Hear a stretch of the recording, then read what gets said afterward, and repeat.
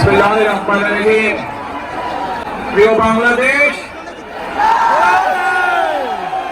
উপস্থিত প্রিয় মুরব্বীবর্গ, মঞ্চে উপস্থিত জাতীয় নেতৃবৃন্দ, আমার সামনে উপস্থিত প্রিয় ভাই ও বোনেরা এবং মিডিয়ার মাধ্যমে সমগ্র বাংলাদেশ থেকে যারা দেখছেন এই অনুষ্ঠান, প্রিয় ভাই বোনেরা, প্রিয় মা বোনেরা, আসসালামু আলাইকুম।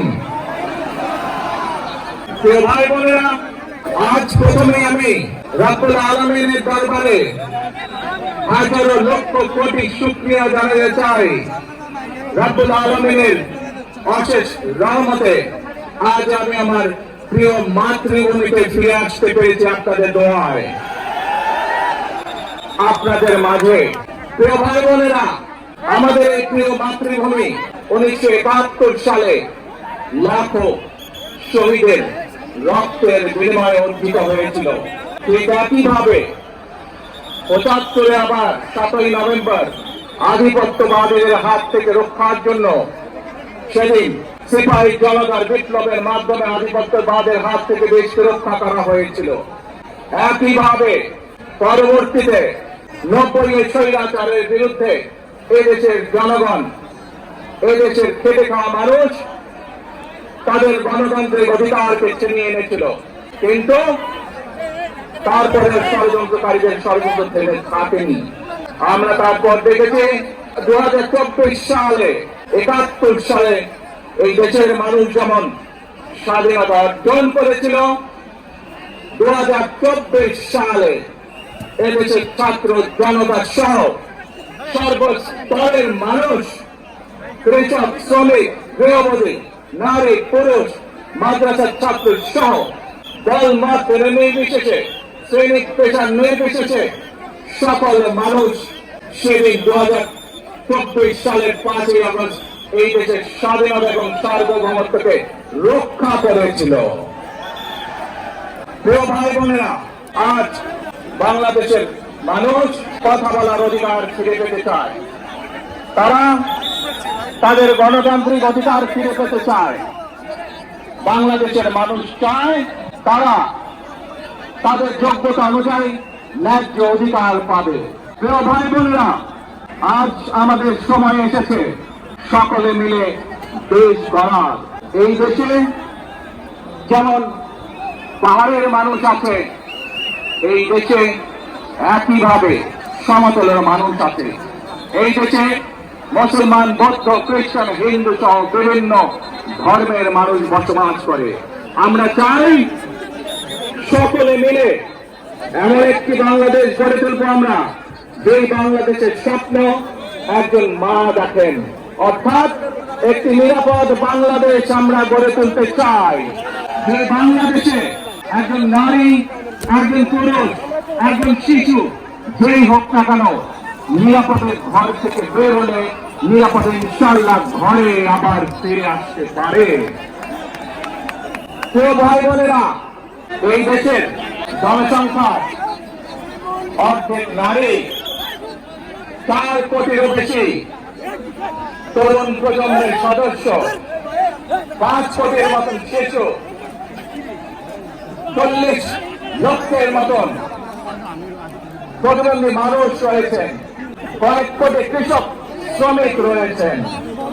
এই মানুষগুলোর একটি প্রত্যাশা আছে রাষ্ট্রের কাছে, এই মানুষগুলোর একটি আকাঙ্ক্ষা আছে দেশের কাছে।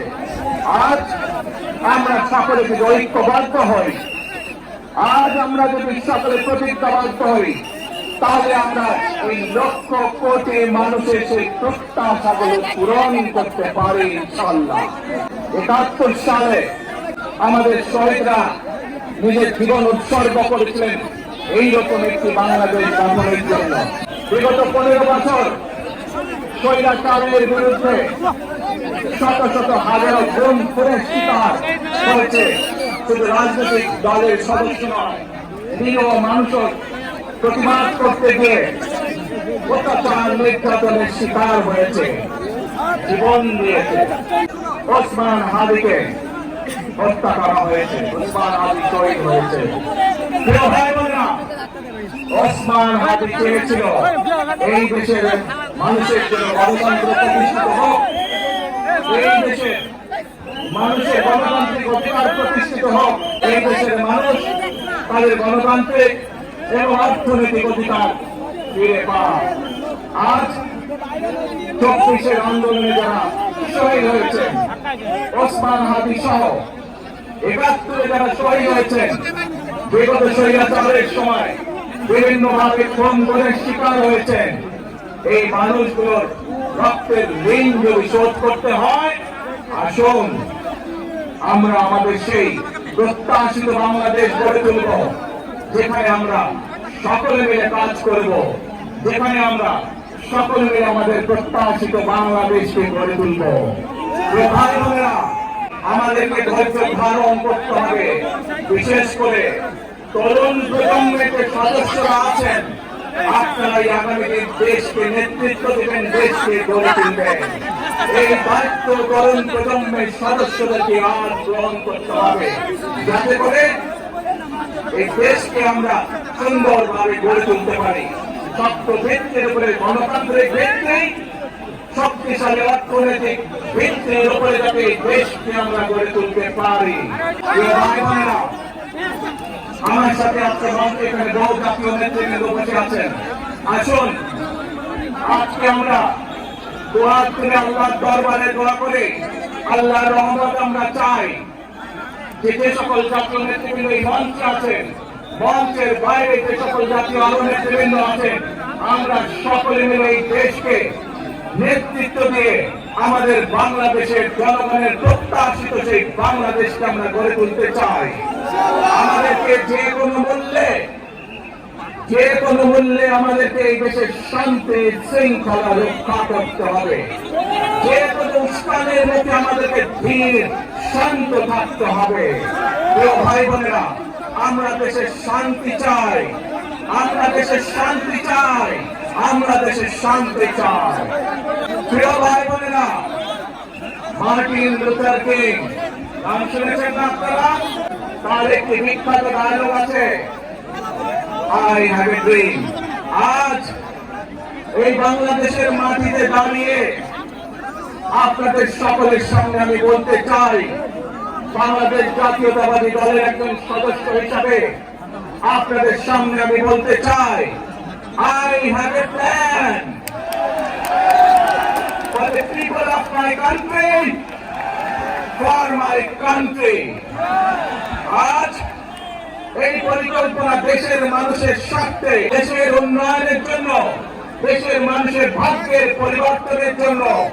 যদি সেই প্ল্যান, সেই কার্যক্রম, সেই পরিকল্পনাকে বাস্তবায়ন করতে হয়, ভাই বোনেরা, এই জনসমুদ্রে যত মানুষ উপস্থিত আছেন, এই সারা বাংলাদেশে গণতন্ত্রের শক্তি যত মানুষ উপস্থিত আছেন, প্রত্যেকটি মানুষের সহযোগিতা আমার লাগবে। প্রত্যেকটি মানুষের সহযোগিতা আমাদের লাগবে। আপনারা যদি আমাদের পাশে থাকেন, আপনারা যদি আমাদেরকে সহযোগিতা করেন, ইনশাআল্লাহ আমরা I have a plan বাস্তবায়ন করতে সক্ষম হব।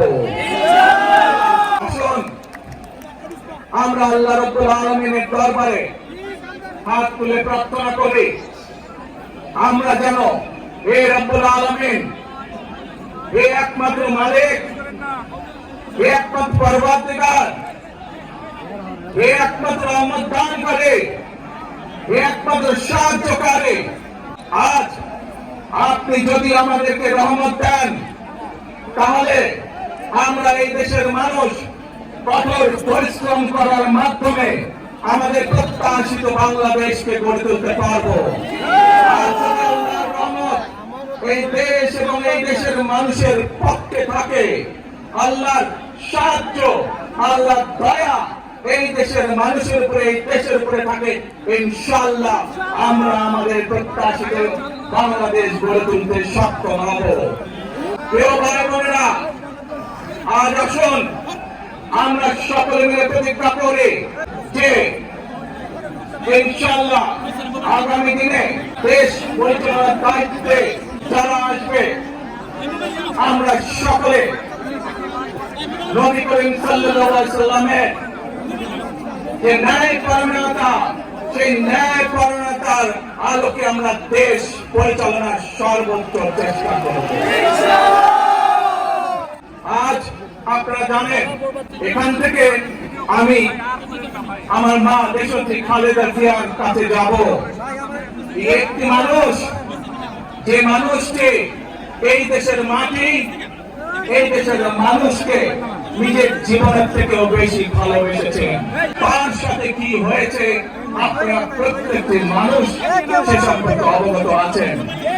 সন্তান হিসাবে আপনাদের কাছে আমি চাইবো, আজ আল্লাহ দরবারে আপনারা দোয়া করবেন যাতে আল্লাহ আমাদের তৌফিক দেন, উনি যাতে সুস্থ হতে পারেন। প্রিয় ভাই বোনেরা, সন্তান হিসাবে আমার মন আমার মায়ের বিছানা পাশে পড়ে আছে সেই হাসপাতালের ঘরে, কিন্তু সেই মানুষটি যাদের জন্য জীবনকে উৎসর্গ করেছে, অর্থাৎ আপনারা এই মানুষগুলোকে যাদের জন্য দেশনেত্রী খালেদা জিয়া জীবন উৎসর্গ করেছেন নিজের জীবন, সেই মানুষগুলোকে আমি কোনোভাবেই ফেলে যেতে পারি না। সেজন্যই আজ হাসপাতালে যাওয়ার আগে আপনাদের প্রতি সহ টেলিভিশন গুলোর মাধ্যমে যারা সমগ্র বাংলাদেশে আমাকে দেখছেন, আপনাদের সকলের কাছে কৃতজ্ঞতা প্রকাশ করার জন্য আজ আমি এখানে দাঁড়িয়েছি আপনাদের সামনে।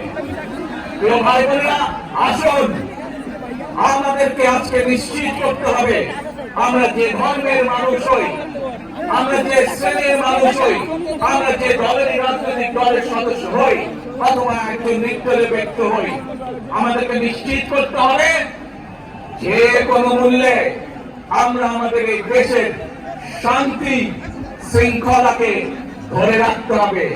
যে কোনো মূল্যে যে কোনো বিশৃঙ্খলাকে পরিত্যাগ করতে হবে। যে কোনো মূল্যে আমাদেরকে নিশ্চিত করতে হবে যাতে মানুষ নিরাপদ থাকতে পারে।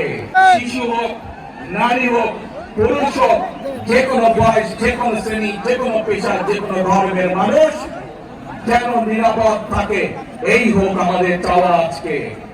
প্রিয় ভাই বোনেরা, আসুন সবাই মিলে আজ আমরা প্রতিজ্ঞাবদ্ধ হই, সবাই মিলে করব কাজ,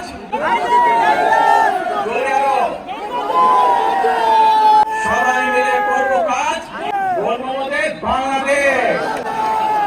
ইনশাআল্লাহ আপনাদের সকলের কাছে দোয়া আছে, আবারও সকলকে যে কোনো মূল্যে দেশে শান্তি শৃঙ্খলা রক্ষার আহ্বান জানিয়ে যে কোনো বিশৃঙ্খলাকে পরিহার করে ধৈর্যের সাথে মোকাবেলা করার আহ্বান জানিয়ে আমার বক্তব্য শেষ করছি।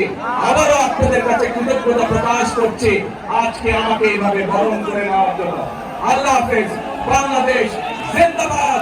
বাংলাদেশ জাতীয়তাবাদী দল জিন্দাবাদ।